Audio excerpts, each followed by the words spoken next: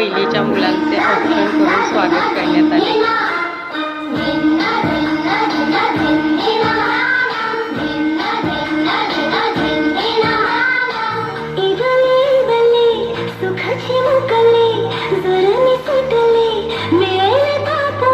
प्राथमिक शाळा हिरापूर. रिया सूर्यकांत जाधव इयत्ता पहिली दाखल. इयत्ता पहिलीत पहिले पाऊल. छान, टाळ्या वाजवा सगळ्यांनी. जिल्हा परिषद प्राथमिक शाळा हिरापूरमध्ये काजल जगताप इयत्ता पहिलीत पहिले पाऊल. पाऊले चालत पुढे अशा प्रकारचा उपक्रम घेऊन विद्यार्थ्यांचे पहिली स्वागत करण्यात आले.